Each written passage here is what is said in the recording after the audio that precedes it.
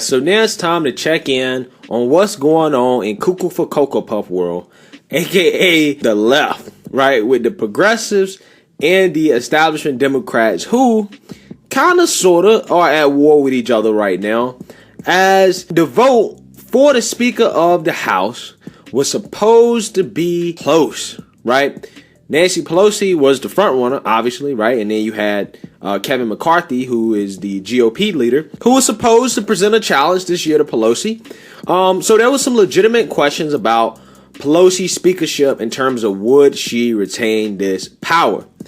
Now, Nэнsi Pelоsi did end up retaining this power, and our favorite progressive / nutty professor, AOC, failed to do her job, or at least the job that the progressives wanted her to do. But before we get into that, my name is Greg Foreman and you're watching A Black Conservative Perspective. Make sure you like, comment, and subscribe. Most importantly, share A Black Conservative Perspective, aka a leftist worst nightmare. You can also follow me on Twitter at gforemanbcp. Let's get it. Alright guys, so unfortunately, Nэнsi Pelоsi was reelected as Speaker of the House, and the progressives are pissed. Right? And you ask, why are they pissed about this? Let's flash back to AOC talking big smack to Nэнsi Pelоsi just a little while ago. Check it out. Ready to say. With respect to car accidents, one of the most common questions we get deals with damages. Damages deals with a person's injury after a car accident. And one of the most common... Pelosi and Schumer need to go. I mean, I think so. I mean, and the question is, like this year, for example, the hesitancy that I have is that I want to make sure that if we're pointing people in a direction, that we have a plan.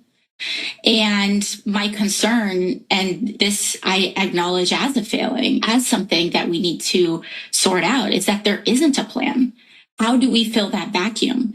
Because if you create that vacuum, there are so many nefarious forces at play to fill that vacuum with something even worse. I do think that we need new leadership in the Democratic Party. I think one of the things that I have struggled with, I think that a lot of people struggle with, is the internal dynamics of the House has made it such that there's very little option for succession, if you will, and I think that one could just, I think it's easy for someone to say, oh, well, why don't you run? But the House is extraordinarily complex and I'm not ready. It can't be me. I know that I couldn't do that job.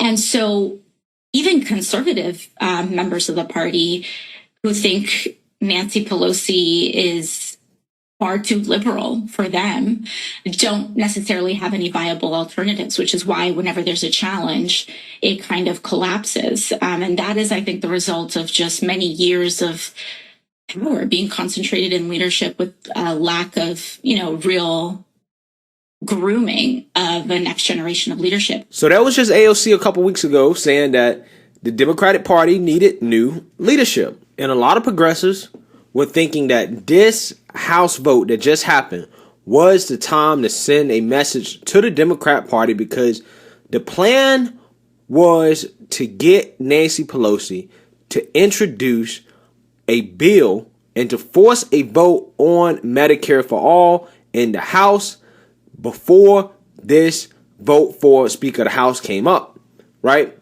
And if she did not do that, if she did not introduce a bill on the House floor for Medicare for all, then they were not going to vote for her as Speaker of the House again, right? Which would have led to a Republican like, Kevin McCarthy winning the House. Now, AOC and the squad failed on this epically, okay?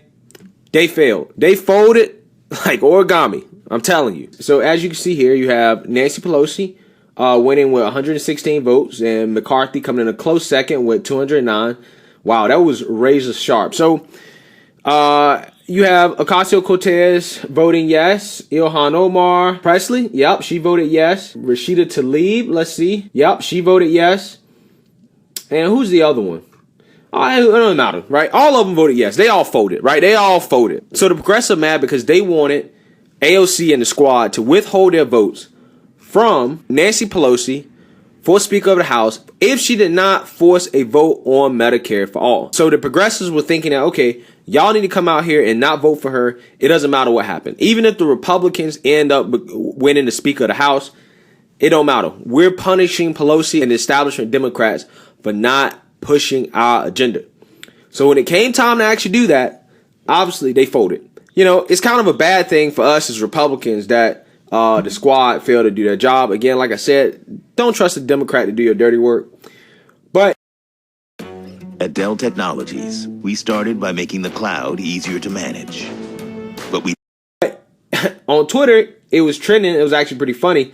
Hashtag fraud squad was trending. They came up with some pretty funny pictures of the squad here. They calling them frauds. And these are all progressives, right? You can see here, I'm breaking my silence. Hashtag fraud squad is disappointed. And I had a lot of love and respect for AOC.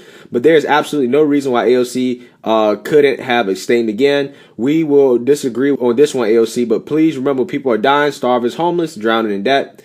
The quote squad had no intentions of going against Mama Bear Pelosi, showing once again, you don't want to change the Dems change you. Once a party of war criminals and corporate politicians, always a party of war criminals and corporate politicians. That goes for the fraud squad. As you can see there, most of us progressives are done with you. As you can see, that's actually a really funny one here. You can see they roasting them up on Twitter, bro. They are roasting them up. This one right here. This was the most hilarious picture right here. Mama Bear. And look at AOC hugging up on Nancy Pelosi. I mean, there's a lot of pictures of AOC hugging up on Nancy Pelosi. You know, and I think the thing is that these people actually do have the right to be mad because, you know, here we go. Look at these pictures, bro. Look how close AOC and Nancy Pelosi are. Y'all surprised that she voted for Nancy Pelosi again? I'm not. You can look, it's in the pictures. Every single picture, AOC is snugged up next to Nancy Pelosi. That's Mama Bear. And see, Nancy, again, guys, I'm going to tell you something. Observing politics, like I said, Nancy Pelosi and Mitch McConnell, I understand why people hate them. But they are master politicians, man. And Nancy Pelosi is playing these girls like fools. She is playing them. Okay? I'm telling you, that's why they went out there and they voted for her. They go, they talk that big junk, they talk that big stuff, and then they come out and they vote for the same old thing, right? So, the left is mad about that. They're upset about that. But I told y'all she was weak sauce.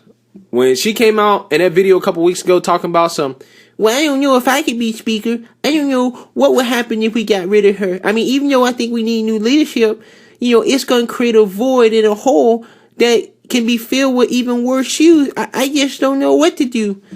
And guys, I haven't used that voice in a long time. Some people like it, some people don't. But anyways, but yeah, when she came out, she said that. And this was after a year ago when her and the squad was talking big trash Nancy Pelosi. It just showed me that a whole year of her actually being in the house has shown her that real politics is not, you know, rainbows and just talking big smack. That's not what politics is, right? And it seems like she's learning a lesson quick, fast, in a hurry in terms of how things work in Washington. You know, that interview she did 2 weeks ago was weak. Okay, it was weak. I could smell weakness on her, right? If you're gonna come out and say that you need new leadership, you better execute, right? You better execute, because here's the thing, man. When you make threats like that, you know, in politics and life, whatever, right? Like, if you make a threat, if the person that you're threatening does what you tell them not to do, you better execute on that threat. You know why? Because if you don't execute on it, then the next time that person's not going to take you serious. It just means you're blowing hot air. You're just blowing smoke. You're nothing but all talk. You're no action. And it's become clear to me that that's what the squad is. The squad is all talk. They're more concerned about taking pictures and fashion and talking big game on Twitter. But when it comes to the legislation part of it, they can't get nothing done. They can't do anything. And really, they probably have cost the Democratic Party seats in the House. Maybe even in the Senate, too. They're hurting the Democrat Party more than anything, you know, with their rhetoric and their language. defund the police, free jobs, free college, free this, free that. That's turning a lot of people off. I guess that's good for us that they're so incompetent. But even if they would have executed on their promise and what they were supposed to do and not voted for Pelosi, as long as they did not vote for Kevin McCarthy, I think Pelosi probably still would have won. And then at that point, you could have said you executed on your promise and Nancy Pelosi still would have kept the House. But they would have known that next time you make that threat, that is actually a real threat and that they should probably do what you say. But that will actually take some complicated and calculated political strategy to execute. And I don't think that AOC and the squad are capable of that from my observation. But anyways, if there's any progressives watching this, maybe y'all need to find some new representatives, because I think these representatives are more concerned about Twitter and social media than actually legislating. But anyways, let me know what you guys think. Make sure you like, comment, and subscribe. Most importantly, share a Black conservative perspective. Peace.